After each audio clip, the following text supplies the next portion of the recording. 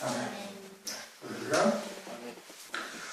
네, 오늘은 요한계시록 12장 3절에서 6절까지의 말씀인데 이제 또 다른 이적이 있다.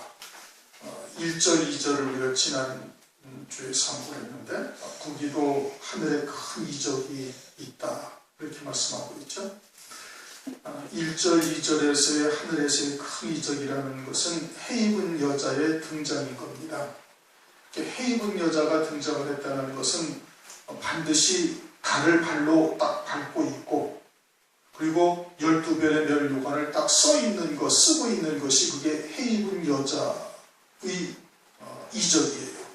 해를 입었다. 진리의 말씀으로 율법을 주신 하나님의 뜻을 온전히 깨닫고 있고, 12별이라는 것은 12사도들이 걸어가셨던 그 길을, 또 그 믿음을 그대로 이어받아서 그들의 뒤를 쫓아가는 것이에요. 이 마지막 때 그와 같은 해를 입은 여자, 다시 말하면 진리의 교회요, 요한계시록 2장 3장에서 말씀하시는 금초대 교회를 말합니다. 그 금초대 교회가 등장하는 것, 그거 자체가 이적인 거예요. 그거 자체가 이적이다. 그런데 그 해 입은 여자는 반드시 달을 발로 딱 밟고 있어야 돼요. 율법으로부터 자유한 자가 되어야 되는 거예요. 자유케 하는 율법.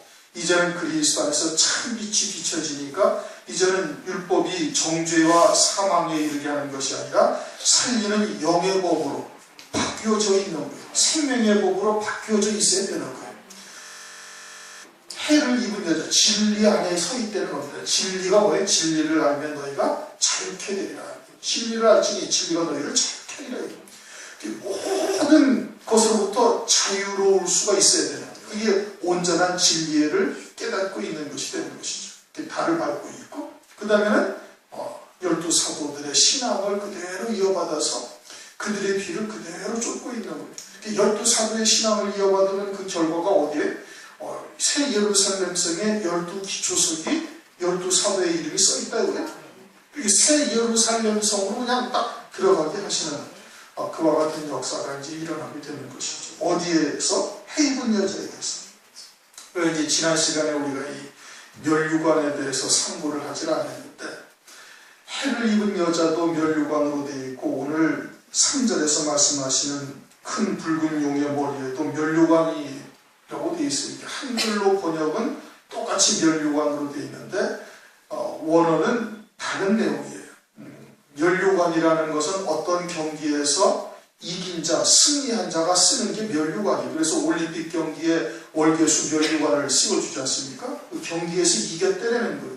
그게 멸류관이라는 얘기고, 3절에서 말하는 붉은 용의 멸류관은, 이거는 멸류관이 아니라 왕관인 거예요. 이건 디아데마타라고 그러고, 12장 1절에 있는 멸류관은 스테파노스라고 해갖고 헬라어가 서로 달라요. 그러니까 해 입은 여자는 성도들이 믿음의 경주에서 승리한 자가 쓰는 멸류관을 의미하는 것이고, 3절에 나오는 큰 붉은 용의 끝부분에 7 멸류관이 있다는 것은 멸류관이 아니라 왕관이에요. 왕관. 이 붉은 용이라는 것은 뭘 말하는 거예요?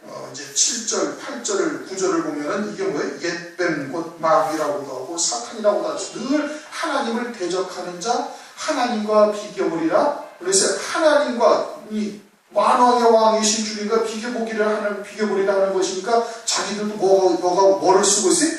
왕관을 쓰고 있는 거, 멸류관을 쓰지 않아요. 걔네들은 경주에서 이기는 자들이 아니에요. 그런데 이제 한글 번역을 이렇게 해놔가지고 똑같이 그냥 멸류관이라 해놓으니까 이제 이것이 자꾸 이제 이렇게 번역을 잘 못해놓으니까 문제가 생기는 건데, 왕관이다 이겁니다. 그들은 왕으로 자처하는 거예요. 그리고 13장 1절에도 보면은 7머리 10뿔 짐승이 나오잖아요. 10뿔 7머리 짐승. 거기에도 멸류관이 있는데 이것도 멸류관이 아니라 왕관을 쓰는 거예요. 왕관이다. 디아데마토로 왕관이 되어 있어요. 그럼 주님이 재림하실 때도 요한계시록 19장을 보면은 주님께서도 많은 멸류관을 썼더라. 그렇게 말씀을 하고 있죠. 19장 12절. 그 눈이 불꽃 같고 그 머리에 많은 멸류관이 있고, 멸류관이 아니라 주님은 왕이셔요. 만왕의 왕. 왕관을 쓰시는 거예요.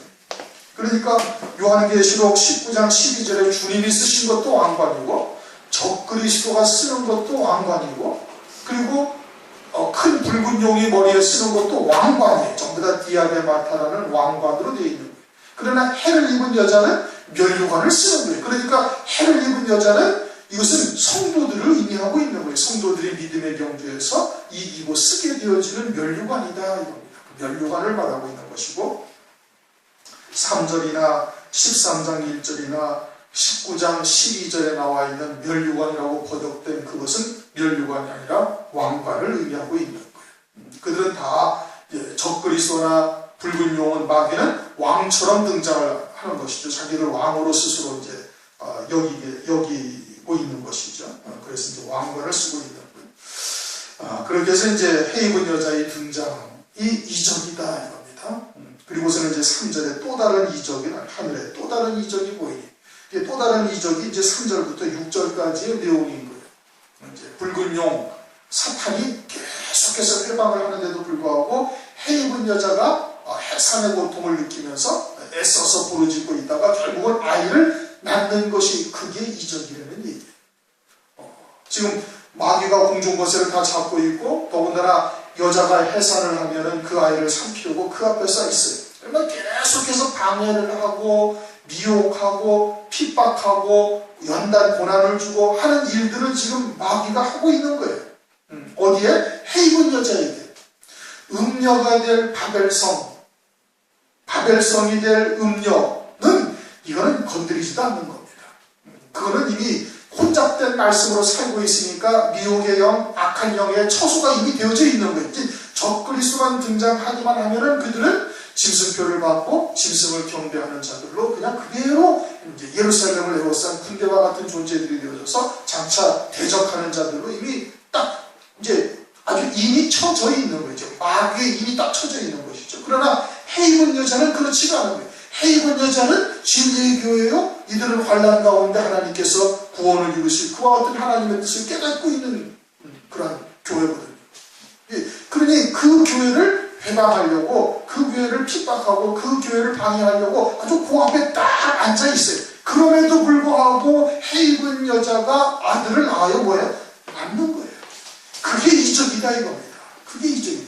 해 입은 여자가 등장한 것 자체가 이적이고, 그리고 그들이 해 입은 여자가 애써서 아이를 배워서 부르짖고 있는 것, 그거 자체가 이적이고, 그리고 붉은 용의 어마어마한 배방과 핍박과 여러 가지의 고통 가운데서, 그 미혹의 역사 가운데서도 그 가운데서 아이를 낳는 것, 철장으로 다스릴 아들을 낳는 것, 이게 이적이다 이겁니다. 그게 이적인 거예요.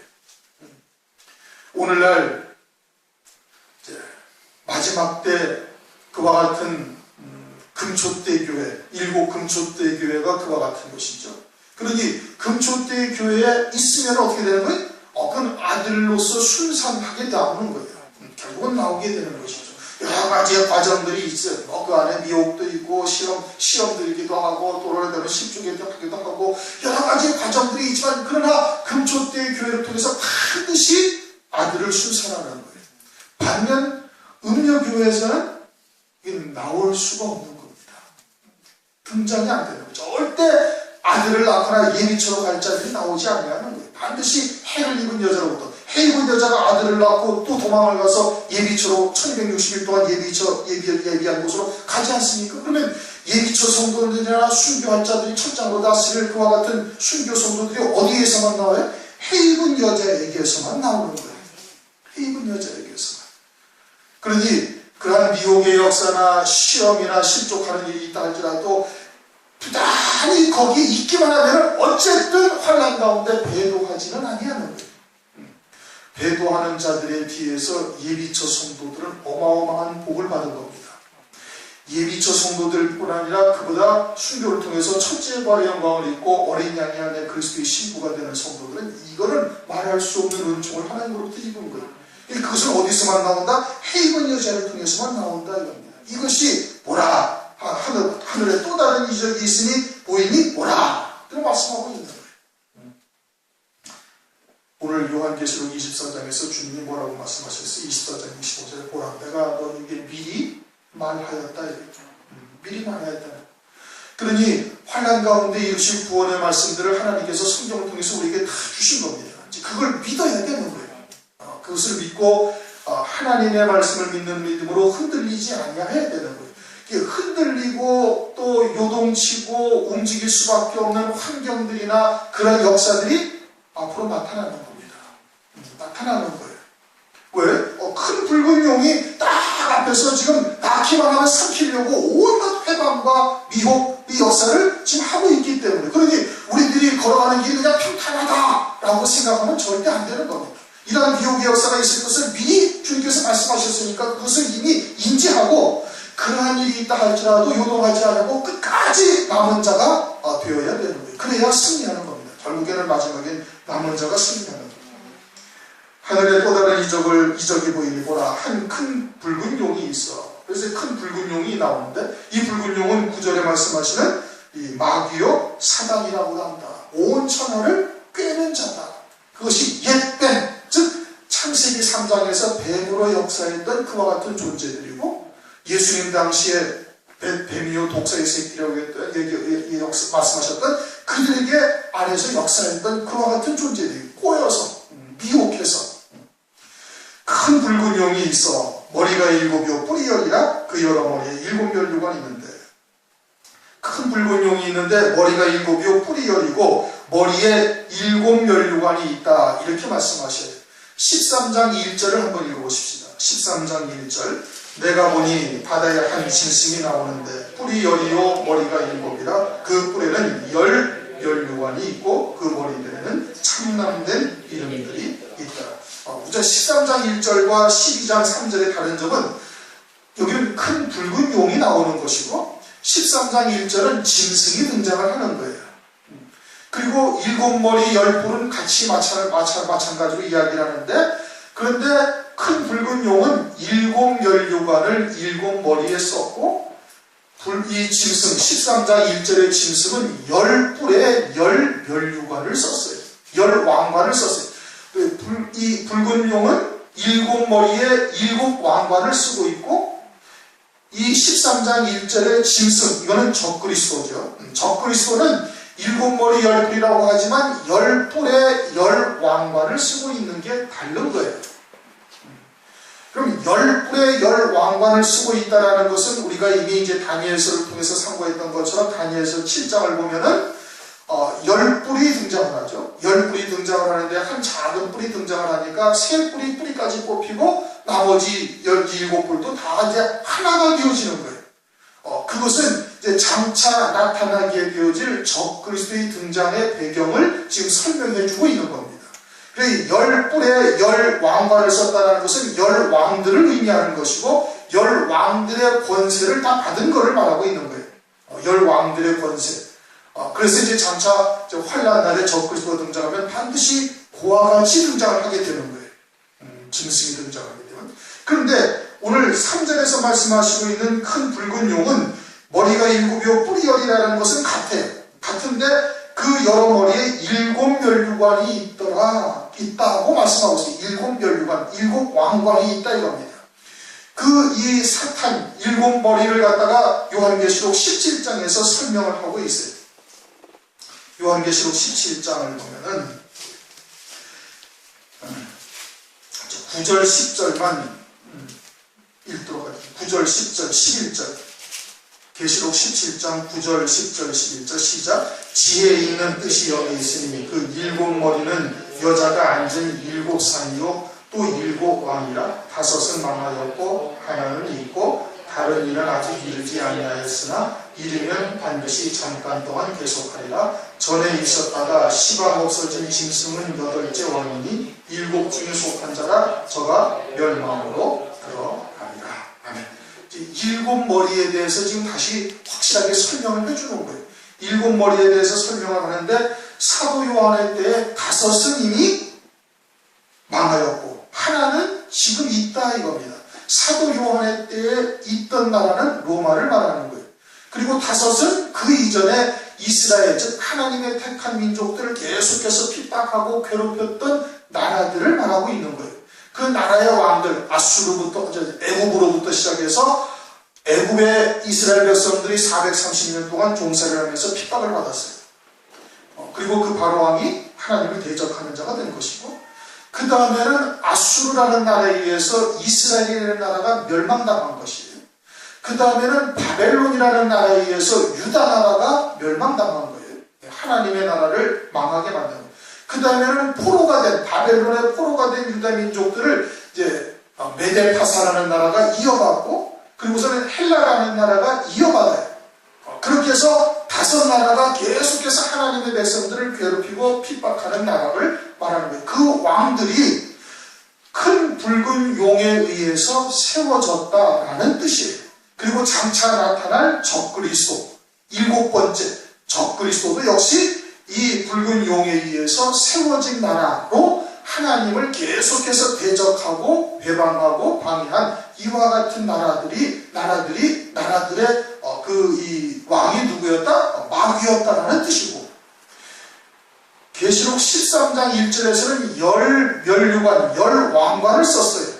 7머리 10뿔인데 왕관을 썼다라는 것은 장차 적그리스도가 등장하게 되어질 다니엘서 7장에 설명된 그와 같은 존재인데, 안티오코스 에피파네스와 같이 이제 하나님을 대적하는 자로 등장을 하게 되어지는데, 10왕의 권세를 받는 거예요. 10왕의 권세를 받아서 7번째 머리인 10뿔 짐승이 되어져 있음을 말하고 있는 겁니다. 그래서 멸류관, 왕관을 썼다라고 13장 1절에 말하고 있는 것이고, 12장 3절에 7멸류관, 7왕관을 썼다라는 것은 그렇게 장차 나타날 적그리스도까지 하나님의 나라를 핍박하고 괴롭힐 그 모든 7나라의 왕들을 지금 이 사탄, 마귀가 세워서 그 일을 했음을 지금 말하고 있는 겁니다. 그렇게 다른 거예요. 확실하게 구분이 돼야 되는 것이죠. 그래서 큰 붉은 용이 있어 머리가 7이요. 자기가 그 7나라들의 왕들을 세우고, 그리고 그들을 통해서 하나님의 백성들을 괴롭혔다라는 뜻이에요. 뿔이 10이라, 이것은 장차 이제 7번째 머리인 10뿔 짐승에 대해서 이제 또 말씀을 하고 있는 것이죠. 그래서 머리에 7멸류관이 있는데, 4절, 그 꼬리가 하늘의 별 3분의 1을 끌어다가 땅에 던지더라. 이것을 이제 일반적으로 요한계시록을 해석하는 곳에서 뭐라고 해석을 하는 거 하니, 사탄이 이제 하늘에서 이제 버림을 쫓겨남을 당할 때 천사들을 3분의 1을 다 데리고 나왔다라고 이제 해석을 이제 합니다. 그런데 지금 이 12장의 내용은 하나님께서 말세에 이루실 구원의 언약들에 대한 총론적인 내용인 것이에요. 총론적인 내용이에요. 해입은 여자의 등장은 환란의 직전 금초대의 교회가 등장하는 것이고, 그에 대한 내용들을 지금 설명하고 있는 것이지, 창세전에 하나님 나라에서 사탄의 타락을 말하는 것이 아니다. 이게 지금 그러면은 이야기가 그냥 중구난방이 되는 거예요. 그러니까 이것은 사탄의 타락을 말하는 것이 아니라, 이것은 환란날의 마지막 때에 하나님의 종들의 타락, 별이라는 것은 하나님의 종들을 의미하는 것이고, 꼴이라는 것은 이사야서 9장 15절을 보면 거짓 선지자다 이겁니다. 꼴이라는 것은 거짓 선지자를 말하는 거예요. 그러니까 용의 꼬리, 즉 사탄의 사주를 받거나 사탄의 이 미혹에 넘어간 거짓 선지자에 의해서 하나님의 종들, 별들이라는 것은 하나님의 종들의 타락을 의미하고 있는 것이죠. 타락을 의미하고 있는 겁니다. 그러니까 요한계시록 8장을 보시면은, 8장 8절, 둘째 천사가 나팔을 부니 불붙는 큰 산과 같은 것이 바다에 던지음에 바다의 3분의 1이 피가 되고, 이거는 교단의 타락이, 그 교회들의 3분의 1이 피가 된다, 죽는 것이 되는 것이고, 10절, 셋째 천사가 나팔을 부니 횃불같이 타는 큰 별이 하늘에서 떨어졌다. 하늘의 3분의 1과 여러 물샘에 떨어지니, 하나님의 말씀이 전부 다 혼잡된 말씀으로 바뀌어짐을 말하는 것이고, 12절, 넷째 천사가 나팔을 부니 해 3분의 1과 달 3분의 1과 별 3분의 1과 별들의 3분의 1이 침을 받아 그 3분의 1이 어두워지고, 그리고 어둠의 권세에 잡히는 자들이 되어질 것을 말하고 있는 것이죠. 별들의 3분의 1이 땅에 떨어졌다는 것은 하늘에서 하늘을 소망하게 하여 하나님의 종들이 땅에 떨어져서 똥별이 되는 것이죠. 세상을 바라보게 하고 세상의 것을 소망하게 하는 그와 같은 타락한 별들이 되어질 것을 지금 말씀을 하고 있는 겁니다. 이게 첫째 천사, 둘째 천사, 셋째 천사, 넷째 천사가 나팔 부는 것이 시간의 간격을 두고 천천히 있는 것이 아니라 그건 동시에 일어나는 일인 거예요. 전상면과 동시에 그와 같은 일들이 벌어져서 하나님의 종들의 3분의 1이 이와 같이 타락하게 되어질 것을 말씀을 하고 있는 겁니다.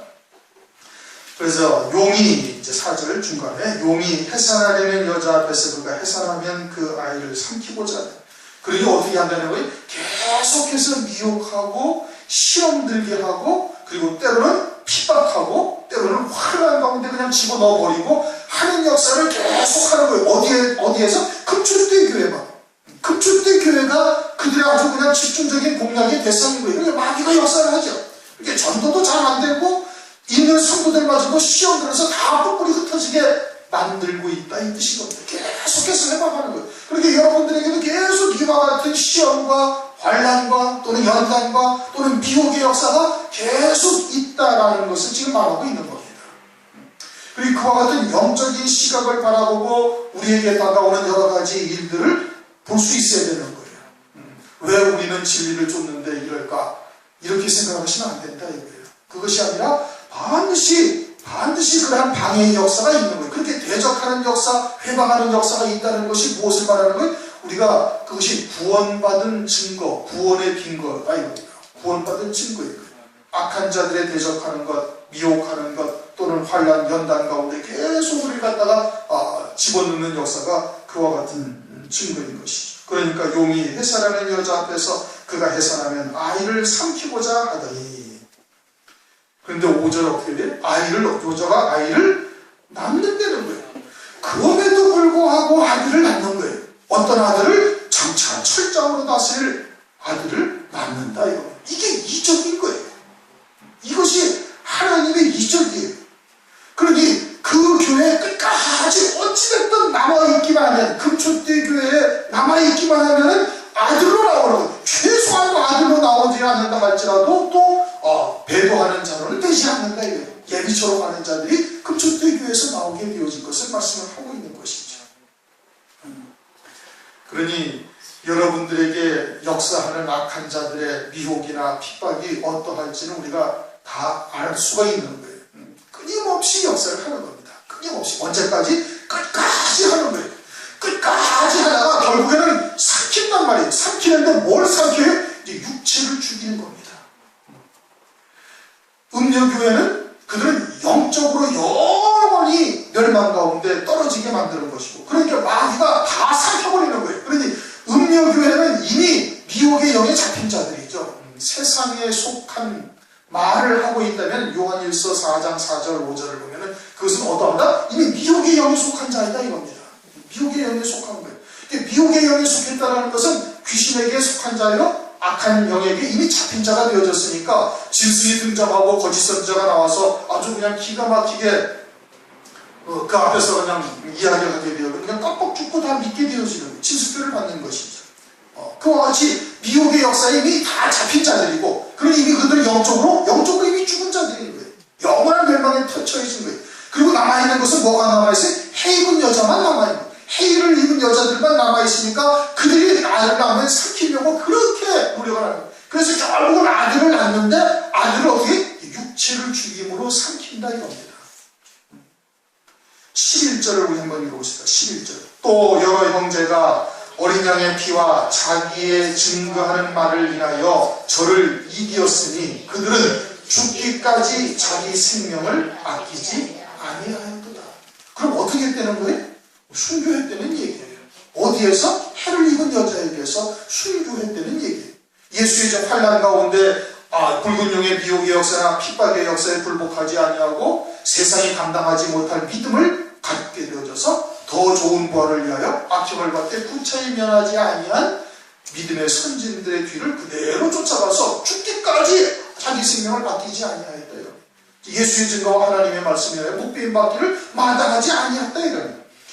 여기서 이제 잠깐 그냥 그렇게 아들을 낳으니 이는 장차 철장으로 만국을 다스릴 남자다. 그 아이를 하나님 아빠 보좌 앞으로 올려가더라. 했으니까 그냥 낳자마자 하나님 나라로 올라갔다는 얘기 그런 것이 아니라는 말이에요. 이게 좀 총론적인 얘기예요. 11장 19절을 보면은 이에 하늘에 있는 하나님의 성전이 열리니 성전 안에 하나님의 언약궤가 보이며, 그 언약궤가 보였다라는 것은 그렇게 하나님의 언약하신 말씀대로 그대로 이루시는 하나님이신 것을 사도 요한에게 보여주신 것이고, 그 무엇을 이루시느냐? 12장 이 사건을 이루시는 거예요. 하나님의 언약하신 대로 그대로 이루신다는 거예요. 그러니까 해를 입은 여자가 아이를 낳고 그 아이가 장차 철장으로 만국을 다스릴 자라, 철장으로 만국을 다스릴 자라는 것은 계시록 19장 14절에 그리스도께서 주님이 다시 오실 때 희고 깨끗한 세마포로 입고 백마를 타고 주님의 뒤를 자르는데 주님의 입에서 나오는 이 album으로 대적하는 자를 다 진멸하는 거예요. 철장으로 그들을 아주 진멸, 다스리게 되어지는 그 역사에 동참하는 자들이 될 것을 말하고 있는 거예요. 그래서 장차 철장으로 만국을 다스릴 남자가 그 아이를 하나님 앞과 보좌 앞으로 올라가더라 하는 것이 그냥 낳자마자 올라갔다는 얘기가 아니에요. 그 뒤에 6절에 1260일 동안 저를 양육하신 곳으로 하기 위하여 하나님이 예비하신 곳이 있더라 하신 말씀처럼 이것은 후 3년 반 예비처럼 하는 것이죠. 그러니까 그 이전에 지금 전 3년 반 동안에 저들이 사역을 하다가 또는 전 3년 반 한때 두때 반때 동안에 순교를 통해 가지고 그래가지고 하나님의 보좌 앞으로 올려가더라 이 뜻인 겁니다. 그냥 낳자마자 하나님의 보좌 앞으로 휴거가 됐다. 이거는 그렇게 이제 휴거가 됐다라고 휴거라고 이거를 이야기를 하는데 이렇게 얘기하면 참 하나님의 말씀을 너무 그냥 우습게 보는 것이죠. 그 앞뒤도 보지 않냐고 지금 그냥 어거지로 짜맞추고 있는 거예요. 뒤에 1260일을 말씀하고 있으니까 앞에 이 철장으로 다스릴 남자들이라는 것은 첫째 벌의 영광을 입는 자들이요 어린 양이 아닌 그리스도의 신부로서 만왕의 왕과 함께 왕으로서 다스릴 자들인 것을 말씀하고 있는 것이고, 그들은 반드시 예수의 증거와 하나님의 말씀에 대해 목배임 받은 자들이 흰옷을 입는 거예요. 그러니까 한때 두때 반때 성도들의 권세가 다 깨어졌다라는 그 말씀대로 순교한 거예요. 한때 두때 반때를 통해서 권세가 깨어졌다라는 것은 하나님의 자녀로서 열매 맺을 권세를 깨뜨려진 거예요. 깨뜨려졌다. 열매 맺는 것이 타의에 의해서 중단된 것을 말하는 거예요. 그게 깨뜨려졌다는 뜻이죠. 한때, 두때, 반때에 성도의 권세가 다 깨어지기까지라고 말씀하시는 다니엘서 12장의 말씀은 그런 뜻이지, 그와 같은, 그래서 이제 이 보좌 앞으로 올려갔다는 얘기예요. 순교를 통해서 하나님의 보좌 앞으로 올려가더라. 6절 그 여자가 광야로 도망하며 거기서 1260일 동안 저를 양육하기 위하여 하나님이 예비하신 곳이 있더라. 여자가 광야로 도망했다는 게 스스로 도망을 한 것이 아니라 14절을 보면 그 여자가 큰 독수리의 두 날개를 받아 광야 자기 곳으로 날아가 거기서 뱀이 낯을 피하여 한 때와 두 때와 반 때를 양육받으매 라고 말씀을 하고 있습니다. 큰 독수리의 날개를 받았다라는 것은 출애굽기 19장 14절을 보면은 하나님께서 이스라엘 백성들을 애굽 땅에서 구원하신 역사를 독수리의 날개로 업어서 나왔다. 그렇게 말씀을 하고 있어요. 독수리의 날개라는 것이 그러니까 하나님의 이적적인 역사로 그들을 구원하시는 것을 의미하고 있는 거예요. 마찬가지로 여기서 광야 자기 곳으로 날아갔다, 또 독수리의 날개를 받아서 광야 자기 곳으로 날아갔다는 것은 하나님의 이적적인 역사로 그들을 구원해서 그리고 하나님이 예비하신 곳으로 거기에다가 그들을 두셨다 이겁니다.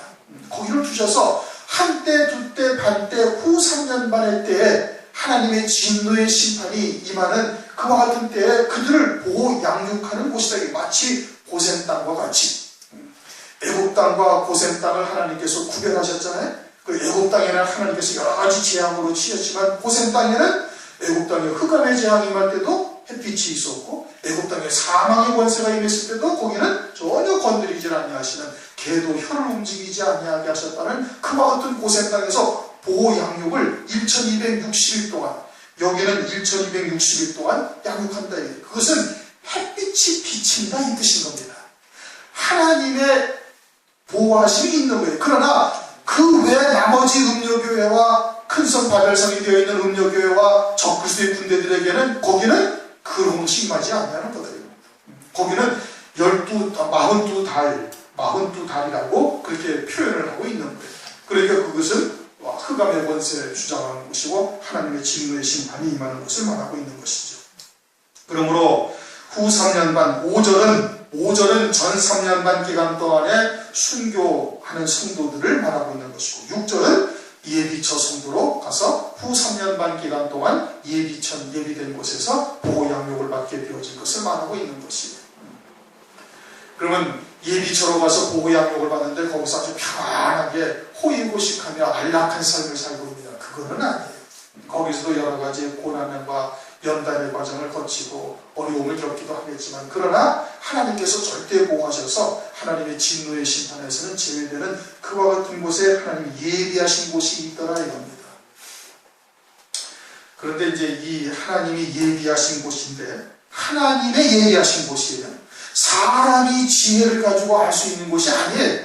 그런데 이제 혹 어떤 이제 목사들은 우리나라의 지리산 어디 꼴짜기에 그런 라면도 갖다 놓고 휴지도 갖다 놓고 초도 갖다 놓고 등등 이렇게 하는 분도 있고 또 어떤 분들은 다 저기 다른 외국의 어디 오지에 그렇게 하는 이런 예비하신 곳이 있다라고 계시를 받았다 해서 거기다가 물건을 쌓아놓고 3년 반 동안 지낼 수 있는 그와 같은 예비 식량이나 이런 것들을 갖다 놓고 있는 사람들이 있어요.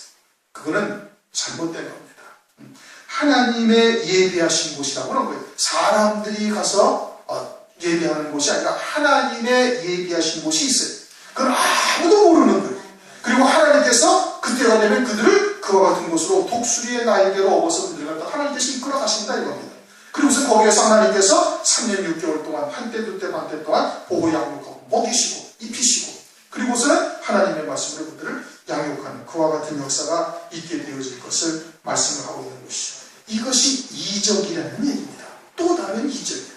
철장으로 다스릴 아들을 낳고 그리고 예비처로 그들을 인도하시는 큰 붉은 용이 그 앞에서 그냥 아이를 낳기만 하면 삼키려고 그렇게 온갖 회유, 핍박 이 역사가 미혹의 역사가 있음에도 불구하고 그런 것에 현혹되지 아니하고 그들을 그대로 낳게 하시는 거예요.